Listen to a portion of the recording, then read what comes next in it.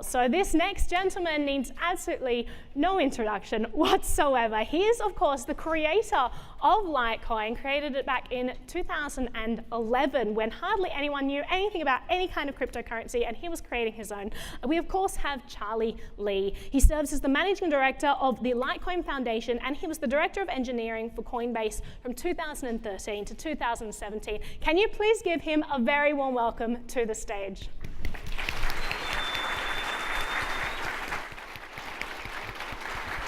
Thank you.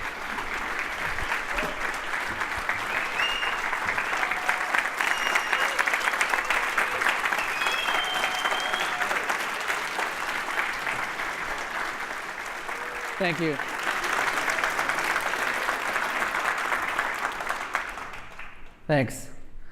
Thanks everyone for showing up to the first annual Litecoin Summit. Hopefully annual if I don't screw things up. I came dressed for the occasion. So first of all, I want to thank all the volunteers who put this event together. They're volunteers. I'm not paying them anything. So I'm really, really grateful for all the work they've done. Can you please, could all the volunteers stand up and show who we are? Thank you. There's still probably a few out there that's helping out right now that can't watch me talk, so that's unfortunate, but hopefully they can come in and switch out with other volunteers. So let's start. So I'm going to talk about 5 things today. First, I'm going to address my selling at all-time high. I'm sure everyone wants to know why I did that. Hopefully it'll be the last time I'm going to talk about that. Then I'm going to go over a little bit about the Litecoin statistics about what's going on with the Litecoin network and everything, mining stats. Talk about metrics of success. How do I define Litecoin being, whether or not Litecoin is successful? A little bit about the future development, and lastly, about how to achieve mass adoption. So let's start. So let me show you a meme I recently came across. So who's seen this meme on Twitter? So the first time I saw this, I was really upset. I mean, I'm like, it's been like already 9 months and people are still like trolling me about selling last December, and people just don't understand why I did it. But the more I look at it, the more I realized that it actually is really applicable. Like, I really believe in Litecoin so much that I'm willing to sell everything. So I guess the first question people ask is, but then I don't have skin in the game, right? What if like Mark Zuckerberg sold all his Facebook shares? What does that mean about Facebook? That means he doesn't believe in it, right? So why can I sell all my Litecoins and still believe in it? That doesn't make any sense. So I like to explain why, because Litecoin is not a company, right? For a company, the success of the company is tied one-to-one to the stock price of the company. So for someone like Mark Zuckerberg, if he wants Facebook to succeed, he works for his shareholders to increase the share price, right? But for Litecoin as a decentralized money, it really doesn't matter too much what the price is, as long as it's sound money. So if I'm focused on adoption for Litecoin, I'm not focused on the price. The price will go up, the price will do what the price does, but adoption is what I care about. So this is a comic I put together. So Litecoin to me is like my baby, right? I created it. If I had a son, I would want him to succeed in life, right? But does that mean I want to bet $1 million on his success of getting into like a college like MIT, right? So if you ask a parent, why don't they have skin in the game with their kids? Why don't they bet like $1 million that their kid will get into college? Well, there you see like the conflict of interest, right? You want the kid to succeed in life, but you don't necessarily need to have money on the line. Because when you do actually have money on the line, you potentially may have some conflict. The conflict is if, for example, if your kid's not doing well in school, because you have $1 million on the line, maybe you'll bribe the teacher so that they can get into the college that they can get to MIT, right? Is that good for the kid? No, but it's good for your pockets. So same reason why I don't need skin in the game for Litecoin because I want Litecoin to succeed, right? If I have skin in the game, maybe I might do something that hurts Litecoin long-term adoption, but maybe it might line my pockets for the short term. So this is hard to explain to people, right? People don't understand because most people are in this for the money. So they don't understand why I would, like my conflict of interest explanation. So hopefully this kind of explains to people why I did this. And lastly, I sold all my Litecoins in December of last year, but I'm still using it, right? I still use it for purchases whenever I can. And to me, time is more valuable than money. I'm right now working full-time on Litecoin. And yeah, so I definitely have skin in the game because I'm basically working full-time now. And the good thing about me selling last December is that now I don't have to worry about money. So I can basically work on Litecoin for the rest of my life. Imagine if I didn't sell and now I don't have any money anymore and I have to go work for another company and I can't spend my time focused on Litecoin. Now that would suck. Okay, so hopefully that answers everyone's questions about this. And if you see people still talking about me selling and how that I don't have skin in the game, I hope you can stand up and tell them why. So some Litecoin stats. So today, on a daily basis, there's on average like 30,000 transactions and about $300 million sent on using the Litecoin network. That's a lot of money being Litecoin used as money. And the average value of Litecoin sent is about $10,000, and the fees are still really low. It's still 5 cents. So Litecoin is acting as a really good form of money, right? It's censorship resistant, it's immutable, irreversible, it's counterfeit proof, and no one can devalue it. So that's what we're working towards, right? We're working towards a sound money that is that can be used without anyone telling you whether or not you can use that money for whatever purpose, and it's private. And no one can take your money away, and no one can print more Litecoins, not even I. If I try to print more Litecoins, it will be rejected by the network. So I won't even try. And let's talk about mining. The network hash rate is 257 terahash per second. Number of miners I've estimated to be about 500,000 individual ASIC miners. Total hardware costs, if you want to attack Litecoin, for example, it would cost $150 million of new hardware that someone has to purchase to 51% attack Litecoin. So that's a lot of money. And total electricity usage is about 400 megawatts. So if you compare that to the city of San Francisco uses about 650 megawatts. So the whole Litecoin network is effectively the amount of electricity usage of a large city. So people may say that that's wasteful, but you have to understand this energy usage is actually what's protecting the network. It's actually what's keeping Litecoin secure. So with proof of work, the more energy that is spent on securing Litecoin, the harder it is for any one person, one company, or one government to attack the coin. So with this stats, let's compare it to Bitcoin. So I don't know if you guys can see it, and you probably may need an MIT degree to understand what the hell is going on here. So Bitcoin's market cap is 34 times Litecoin's market cap. So Litecoin is still pretty small. But the number of transactions is only 8 times the number of transactions of Litecoin. And amount sent is 23 times. Average transaction value is 2.7 times. But what's most important about this is if you look at like the mining hash rate. So the total cost for the Bitcoin network in terms of total number of miners that's protecting the network is about 10 times more than Litecoin. So Litecoin is about 1/10 as secure as Bitcoin in that sense, right? It will take someone $1.3 billion worth of mining equipment to attack Bitcoin. For Litecoin, it's about 150 million. So, But the price is drastically different, much more than that, right? So I always see Litecoin as silver to Bitcoin's gold to kind of complement Bitcoin and help Bitcoin work with Bitcoin alongside Bitcoin to address the needs of sound money for the future. Yeah, so let's move on. If you guys have any questions about what I'm talking today, feel free to come up afterwards and just ask me about it. Or I think we're going to have a Q&A right after this, and you can feel free to ask me about it. So metrics of success. This is actually a slide that I put up 4 years ago when I talked about Litecoin. So this was before like the recent rise when Litecoin was like maybe $2 or $3.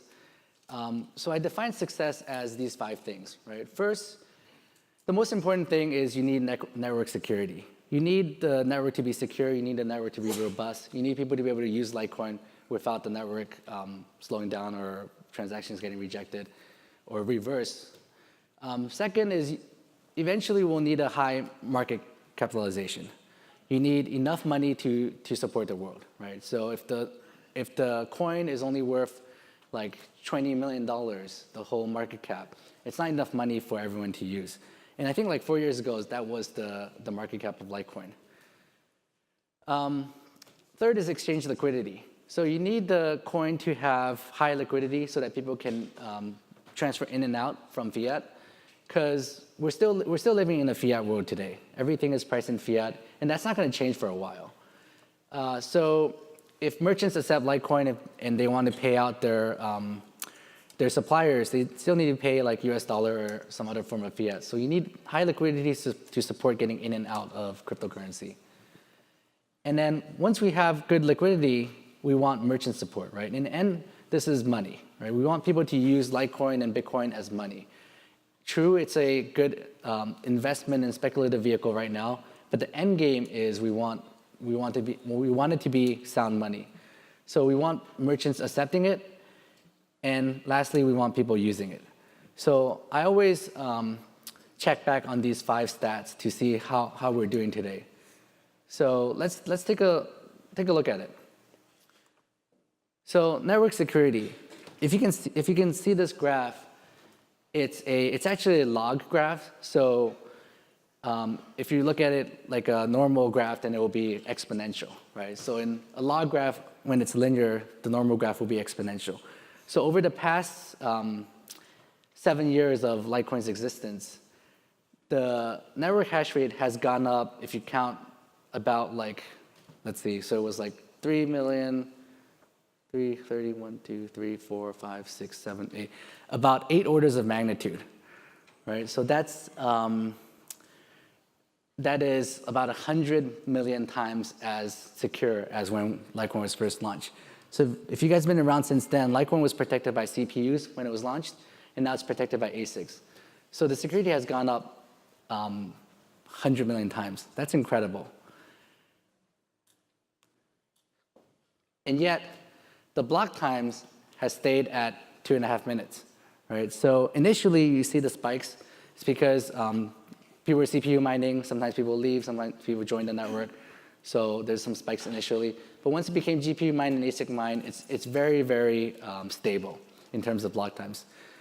On average, 2.5 minutes, blocks are found and transactions are confirmed. And Litecoin is one of the few networks that's had pretty much 0 downtime. Once I launched it, it's been working kind of flawlessly since then. And thank you. I mean, and that's thanks to the design of Satoshi Nakamoto, right? He created something that is very innovative, and we replicated it with Litecoin, but it's something that's the world has never seen before, a decentralized network that gives us sound money. So so if we look at it, if you look at 4 years ago when I showed this slide, the hash rate was 1 terahash per second, and today it's about 250 terahash per second. So in 4 years, in the short time of 4 years, we have increased the network security by 250 times. Let's look at market capitalization now. So I mean, I'm not going to talk a lot about price. You guys all know what we're going through right now. But if you look at the long term, this is also a log graph, right? So the price of Litecoin has increased exponentially since the beginning. And although we're in a bear market right now, if you just compare it to like a few years ago, we're actually on a upward trend. And that's all that matters, right? The actual day-to-day price isn't that important to people, to us who are working on just creating Litecoin as sound money. It doesn't matter what the price is. We hold it, we use it. That's the most important thing. So market capitalization since September, it was 150 million 4 years ago, and now it's $3 billion. So the market cap has increased by 20 times since 4 years ago. Next, we look at exchange liquidity. So today, Litecoin is on pretty much all the exchanges, right? So 4 years ago, I told people exchange liquidity is really important, and I'm working really hard to get Litecoin adopted and supported on all the Bitcoin exchanges. And I'm happy that right now, Litecoin is pretty much on all the exchanges. Ironically, the one exchange that Litecoin is not on is Gemini. And it so happens Gemini is the only exchange that is sponsoring this conference. Go figure, right? And also, I was looking at the number of the exchanges Litecoin is supported. It's actually on more exchanges than even Ethereum. It's because Litecoin has been around longer, and people realize the benefit of supporting Litecoin. And then we look at brokerages. So brokerages, my definition is just a way for people to buy and sell Litecoin that's easier without doing order books. So companies like Coinbase and Abra and Revolut and Robinhood make getting into crypto, having crypto exposure very easy, right? And I think this is really important. Right? It's good for people to trade on exchanges and provide liquidity, but it's much more important for people to be able to quickly and easily buy Litecoin. So who here has used one of these companies to get their Litecoins? Yeah, and without these companies, it's actually really hard to get access to Litecoin, right? A lot of the smaller coins out there, I mean, there's thousands of coins these days. It's really hard to actually get access to those coins because they're not on one of these big brokerages or not on a big exchange. So I think that's really important for a coin to succeed. And then we also have futures. A company in the UK, Crypto Facilities, recently started trading Litecoin futures. I think these things are also very important for liquidity, like futures, ETFs. These will come, and it's very important for kind of the consumers, for retail, for institutions to get into Litecoin and Bitcoin. I think these are important. So, and this is the graph of a daily trading volume for Litecoin for the past 4 years, right? If you look at it, Litecoin trading volume was around 1 million 4 years ago. And it's increased quite a bit since then. So, and that shows how important, that really shows that Litecoin is really being traded and it's getting the liquidity that we need. So how's that in terms of numbers? So in September of 2014, the exchange liquidity was about 3 million daily traded, and now it's 300 million. So we've increased the liquidity by 100 times, and I hope that continues. Next, I'll talk about merchant support. So 4 years ago, when I gave a talk about Litecoin, we had pretty much only one merchant processor, which was GoCoin. So why is merchant processors important? So what these guys do is they help merchants accept Litecoin, right? So if they make it very easy for merchants to add a button or to add another payment option, being Litecoin or Bitcoin or any other coins. And also, some of these also help merchants exchange for fiat for a fixed percentage, like maybe 1%. So this makes it very easy for a merchant to say, okay, I want to support crypto, but I don't understand or I don't know too much about the technology and I don't want to spend too much time trying to figure it out. So they partner with one of these merchant processors, which makes it very easy for them to accept Litecoin.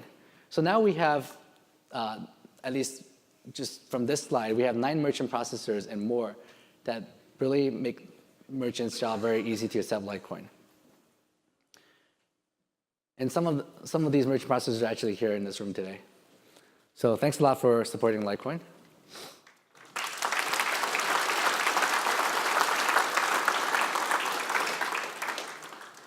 And then yesterday I was trying to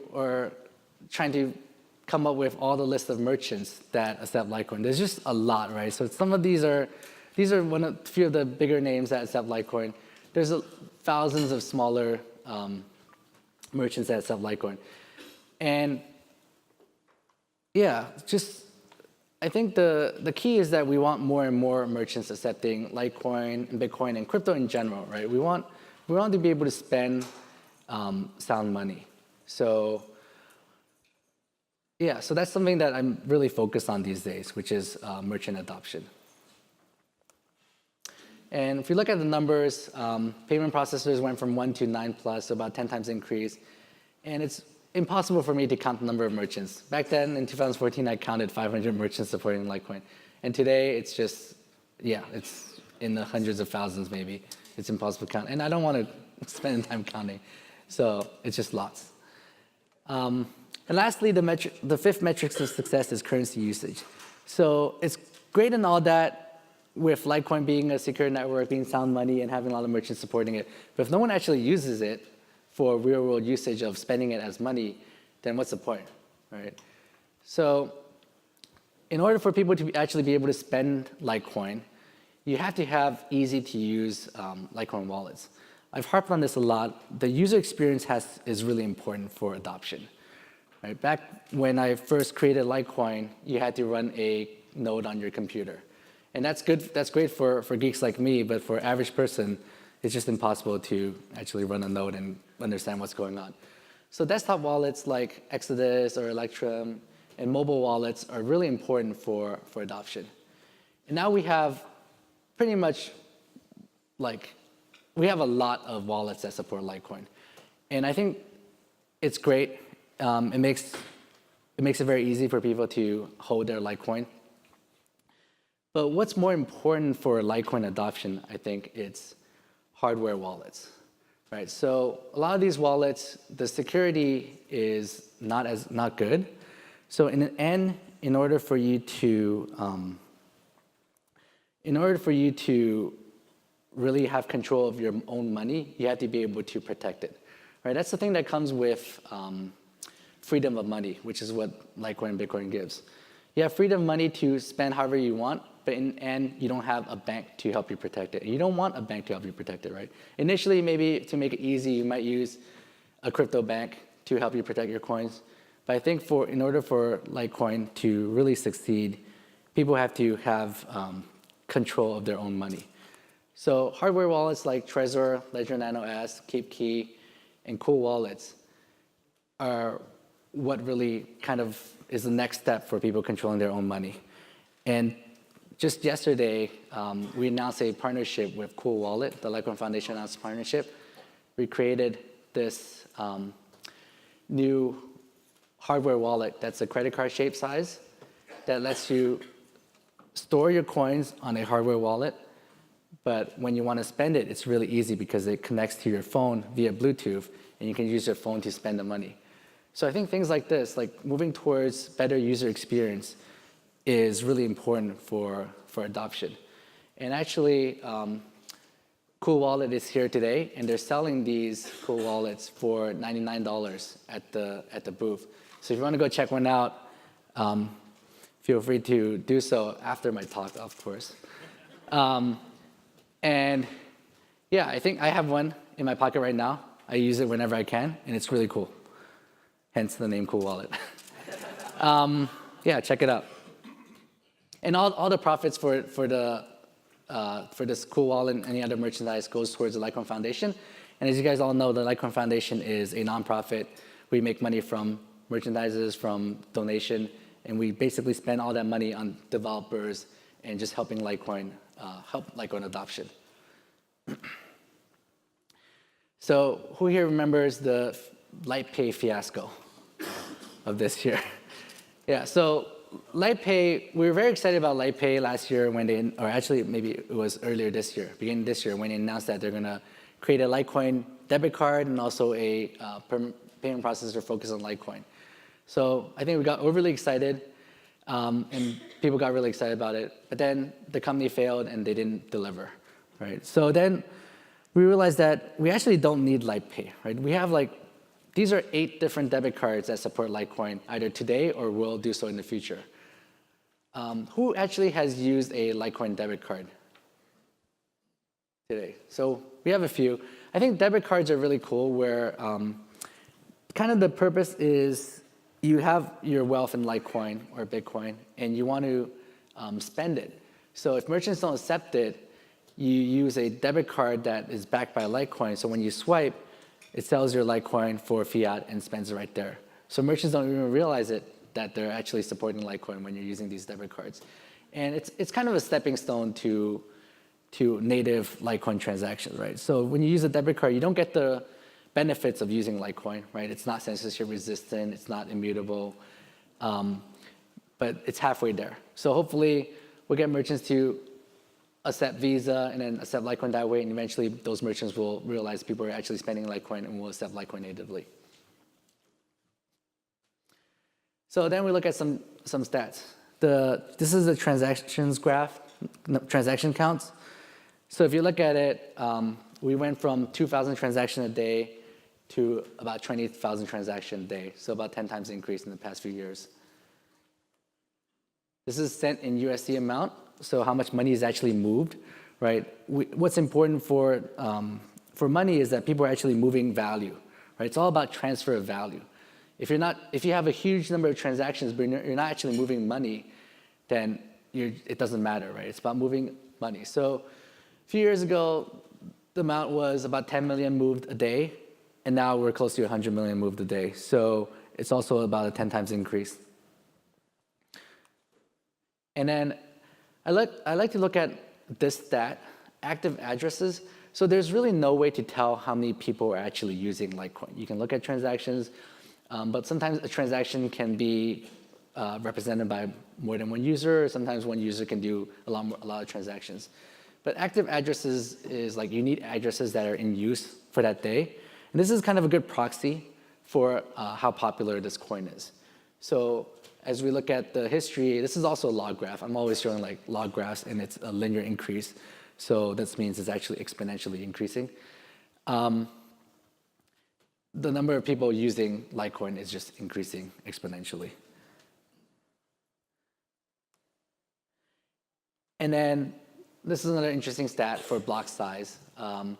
So we're not running into a block size limit right now, which is good. We have a lot of headroom, but it shows that Litecoin is being used more and more, and that's what's most important.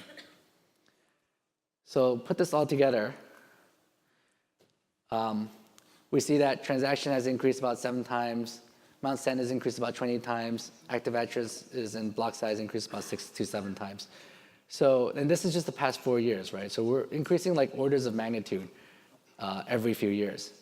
And if you look at all this, and you think, basically, as a recap, you're seeing like Litecoin is really, although the price may not show it, adoption is really happening, like on all levels.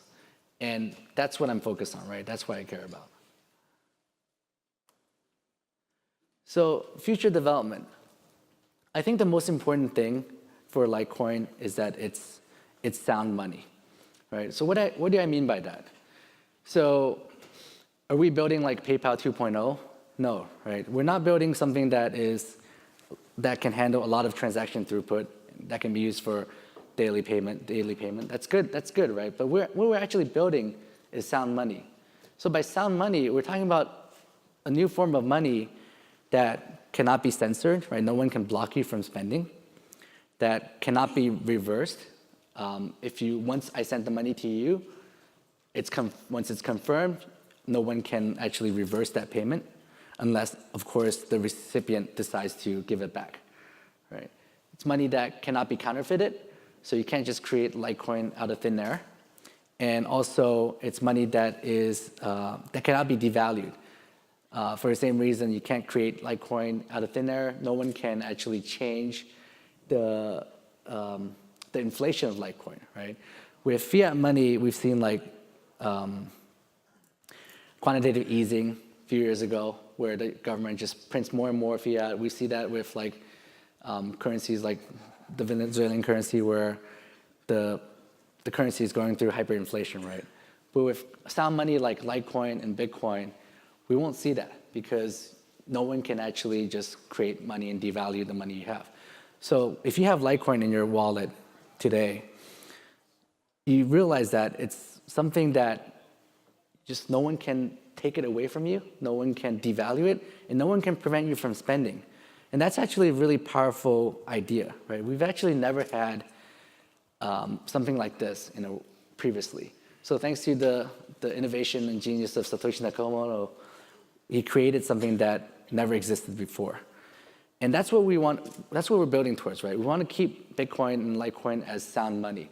So, and that's why, I don't know if you guys are aware, last year when there's this whole debate about SegWit and SegWit 2x, people just figured out that what actually made Bitcoin and Litecoin valuable is a sound money property.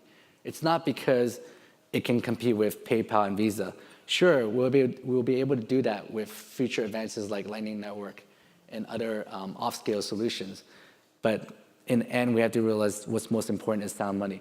So that's why I keep Litecoin as close to Bitcoin as possible, because that's Bitcoin's goal, and we agree that's the goal to have. And it's also important to keep the network robust and secure. In terms of scaling, I talked about Lightning Network, previously talked about atomic swaps, being able to convert your Litecoin to Bitcoin and vice versa via Lightning Network in a decentralized way where it happens or it doesn't happen. And then there's things like Schnorr signatures, which helps us scale and also helps with privacy. And lastly, I want to talk a bit about fungibility and privacy. So fungibility is a property of money that it's something that Litecoin and Bitcoin is lacking today. So what do I mean by that? Right now, if you're spending your Litecoin, you have an option to choose which Litecoin to spend, right? So it's an option that that's nice to have, but it also is very limiting. What I mean by that is, for example, if you got paid in Litecoin, you got like $10,000, let's say, as your paycheck in Litecoin. If you spend that Litecoin, that transaction output, and send it to someone, then they will then know that you have $10,000 worth of Litecoin. They can also go back and track and try to figure out how much money you actually have. This is actually a pretty bad property of Litecoin, right? It's something that even if you're not doing anything illegal, financial privacy is very important, right? You want to be able to spend money without worrying about people seeing your finances. So as an example, if you're spending $1 right now, you have two $20 bills in your wallet. Does it matter which one you use? It doesn't, right? Because you can't track it. It's actually really hard to track. And it doesn't matter if one was used in a transaction to purchase drugs by someone else. But with Litecoin today, if you, for example, send some Litecoin to someone and it was used for, previously it was used for some illicit reason, you may be blocked or you may be censored. And this is something that's pretty bad for money. So hopefully we're working towards something that would solve this. Things like confidential transaction where it hides the amount, and other privacy developments I think is really important in order for Litecoin and Bitcoin to really truly become sound money where there's no difference between one Litecoin versus another. So all this obviously is still up in the air. Like confidential transactions and other privacy features are actually pretty controversial, right? So in order to work with the legacy financial systems, we have to comply with the KYC AML laws. So things like confidential transaction could make transactions more private, which I believe is a good thing, but also makes it harder to track. So we kind of have to work with the regulators to figure out what's the right middle ground. So it's not for sure that we're going to add confidential transactions, but it's definitely one of the things that we're looking into. So lastly, I want to talk about adoption. All right, so this is one of the tweets I made a while ago. A lot of people come to me and say, like, please pump the price of Litecoin, help me make more money. And I tell them, like, don't ask what Litecoin can do for you, right? Ask what you can do for Litecoin. I think Litecoin is, to me, it's decentralized money. It's the people's money, right? It's not my money, it's everyone's money. So instead of asking what I can do for Litecoin, you should actually all go out there to help Litecoin succeed, right? By that, yeah, it's not, so I don't necessarily mean like go out there and just buy Litecoin, right? Buying Litecoin is one thing that helps the price, but what's most important is actually get people to actually use it, right? So people today, when they use Litecoin and Bitcoin, they may not actually understand what's so good about it, right? Maybe it's complicated to use, the price is really volatile, but once people actually get past that and see what it means to actually have freedom of money, then they will realize what it's all about, right? I bet like half the crowd here may not even understand that fully, right? What's freedom of money? Most people in this space are in it just to speculate on the price. So I want people to actually get past that point, right? Get past the speculation, the investment point of cryptocurrency, and truly understand that what we're building is sound money. And freedom money, having money that just can't be devalued, can't be taken away from you, is really important. And it's something that I think it might take a generation for people to realize what this all means.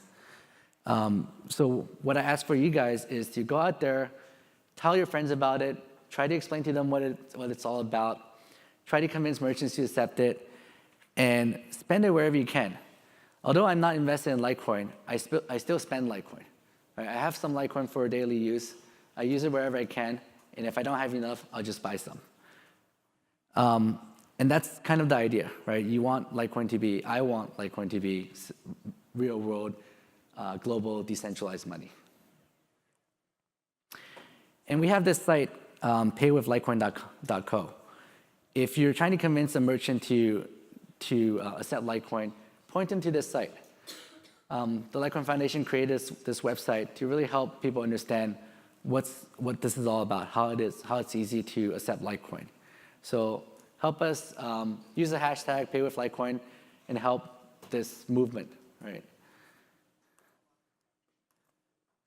So that's it. Thanks.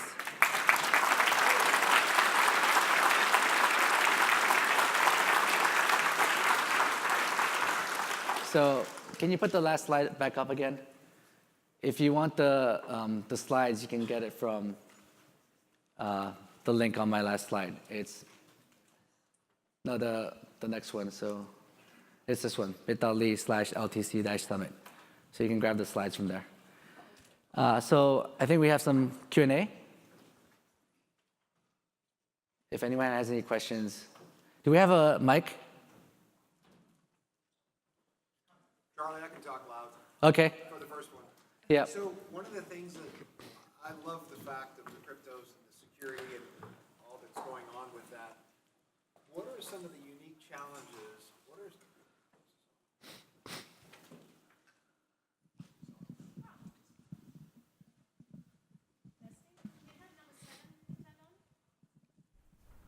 Testing. There we go.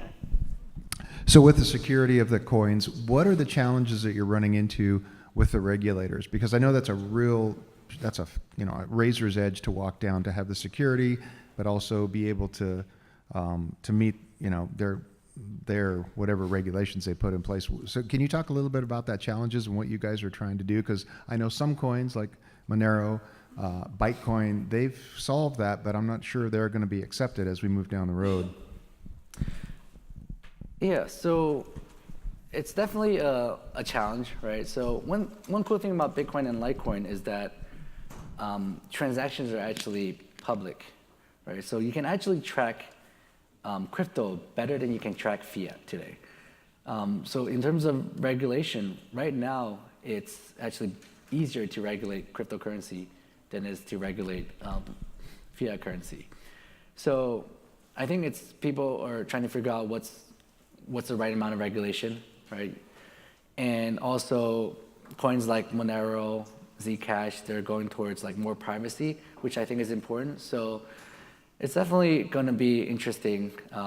We recently saw that Gemini started supporting Zcash, which was a huge surprise to me, given that Zcash is a privacy-centric coin.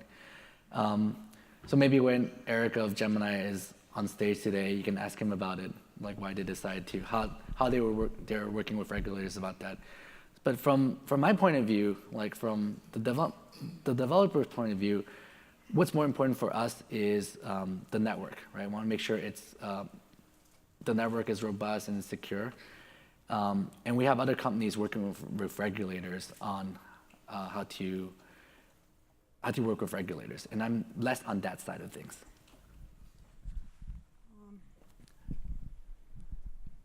I got a quick one. Okay, yeah, whoever has the mic. Well, I recently read that you guys, the Litecoin Foundation, purchased a percentage of a Swiss bank, 9.9% to be exact, and you guys are aiming towards buying more shares of that bank. And how is that gonna influence changes, and how is that gonna modify the view of Litecoin, knowing that now you have the backing of a bank behind it, which is kind of great? Yeah, so we purchased 9.9% stake in a German bank. The idea is that we're just trying different things, and one is to go the route of a regulated bank and see if we can offer innovative crypto solutions via that route. And we're actually not going to be purchasing more of that bank. TokenPay, our partner, may purchase more of that bank. And actually, Derek Capel, the CEO of TokenPay, will be talking either later today or tomorrow, I forgot when. You can ask him more about it. There's definitely some development with the bank agreement. It's very interesting. It's really interesting. I definitely yeah, we'll see where that goes, right? So there's we're just trying different ways to help adoption. I think that's awesome. Check. We got one right over here. I got one right here. Could I? Go ahead and ask him. Yes. What's your advice for the software engineer entering the space today? My advice for software engineers entering the space is to actually just get their hands on with writing Bitcoin, Litecoin code. So read more about it. The thing about the development of cryptocurrency is interesting because it's quite hard to work on cryptocurrency code, because most people don't realize it, but we're trying to keep the network, we're trying to improve the network, improve the code, but we don't want to screw up where there's like a split or a fork, right? If you screw up, it's all about reaching consensus, right? Every block that we find with Litecoin, if half of the network thinks this is a valid block, the other half thinks the other one is a valid block, and then disagree, and they split up, it's something that's really hard to reconcile. So writing consensus level code for blockchain is really important. It's kind of like writing software for a rocket ship. If you screw up, it's going to blow up, right? So this is something that's hard, but definitely encourage people to learn more about it. Andreas Antonopoulos has a cool book about mastering Bitcoin. I think it's really cool. It's really good information. So read up on that and just play around with it. Okay. Like you were saying, so fungibility is very important. So to play both sides from a regulation standpoint and the privacy standpoint, do you think there's a way to implement, an opt-in privacy, opt-out when you're, for those, when you're spending money you don't need to show them, right? You can opt out. Is there a way to do something like that? There is. Like the confidential transaction upgrade for Litecoin will be opt-in. And if you send a transaction to an exchange, for example, they could require you to show them the view key so they can see how much is sent. And this is definitely something that could work. And I mean, that's also why I believe Gemini can support Zcash, because you can do that with Zcash where not all transactions are hidden. And So there's definitely room for that. One thing that's interesting is with coins like Monero, for example, where everything is private, it's an interesting take where nothing is open, right?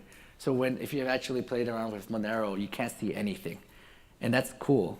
But maybe regulators won't like that because they still want to be able to track your transactions. So I guess we have to figure out what's the right direction to take Litecoin, right? If we go the Monero route, then it will be much harder to work with regulators. But yet I still wanted to have more fungibility and more privacy. So it's work in progress. Hello. Yeah, I have two questions. First, SEC has explicitly stated that Bitcoin and Ethereum are commodities. However, they didn't say Litecoin is a commodity. So, that means maybe Litecoin could be a security. Could you comment on that part? That's question one. The question two is, I agree that the money, right, cryptocurrency is better than fiat currency. However, there are a lot of competitors for Litecoin, like Bitcoin is a competitor of Litecoin, right? What's the value proposition of Litecoin? Is it more a store of value or is more for daily usage? Let's say if it's for store of value, it's not a good competitor compared to Bitcoin. If it is for daily of usage, actually, you don't support big volume transactions, right? You have to use the Lightning Network to support that. Once you use the Lightning Network, the underlying coin doesn't matter, right? People could use Bitcoin more than Litecoin. So how overall, how do you compete in the market with other coins? Oh, that's a long question.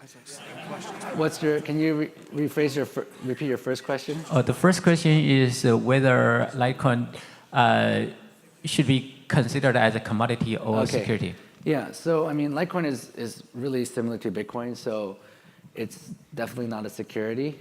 And I mean, I think different regulatory bodies will treat Litecoin differently. Like Bitcoin, for example, has been treated as a security. Been treated as a commodity and also a property. So I don't know what Litecoin will be treated as. It's kind of like it's a new asset class, right? So I think people are still trying to figure it out.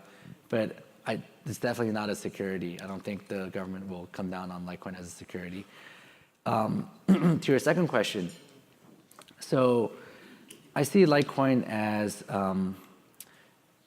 finding a special niche in terms of being complementing Bitcoin. So I think what's most important is that it's a good store of value, right? It's sound money, but it can be cheaper. It can be more used for payments on chain when compared to Bitcoin. So I still find there's room for a coin like Litecoin where we kind of complement Bitcoin. And in the end, if we really want it to be used for daily payments for everything, like you said, it will be on Lightning Network. And I think even on Lightning Network, payments via Litecoin will still be cheaper. So I don't know exactly what direction we're gonna go, but Litecoin is always gonna be a cheaper on-ramp to the Lightning Network. And cheaper and faster, right? It's 2.5 minutes, it's much cheaper in fees. So to get onto the Lightning Network, which supports both Bitcoin and Litecoin, it's cheaper to use Litecoin. And transactions potentially could be cheaper for microtransactions on Litecoin versus on Bitcoin. So all this is still work in progress. Elizabeth Stark of Lightning Network will be on stage later today. Feel free to ask her that. Over here on your left, one question. We only got time for one more quick Okay, question. one more question. We're running late. I think the possibilities that come from atomic swaps are fascinating. Can you talk a little bit about that and your ideal end state of how Bitcoin and Litecoin will interact with each other on atomic swaps? Sure. So atomic swap is the idea where someone has some Bitcoin and someone has some Litecoin, and they want to kind of trade in a decentralized way where person A cannot steal from person B and vice versa. And via Lightning Network, you can do that. You can atomically swap from one coin to another instantly without the ability for anyone to steal or block that kind of swaps. So it's a decentralized manner. So what that means is both Bitcoin and Litecoin are on the Lightning Network. If a merchant is accepting Bitcoin, I can send them Litecoin through Lightning Network and get converted on the fly to Bitcoin, and the recipient will receive Bitcoin, and vice versa. So what does this mean for the future? I think in the end game is that all users care about is sending value. They don't need to care about what the underlying protocol is, right? So whether it's Bitcoin, whether it's Litecoin, whether it's Lightning Network, you don't really need to care. Just like how people who use credit cards today, you don't care and want to care which banks or which institutions have to approve this credit card purchase, right? All you care about is the value gets transferred and you get your merchandise. And I like to see Bitcoin and Litecoin go towards that direction also. So the user experience is very important, where actually you're spending money, you don't care which protocol it's using. Okay, thank you. If you have any more questions, just come find me. I'll be here all day today and tomorrow. Thank you.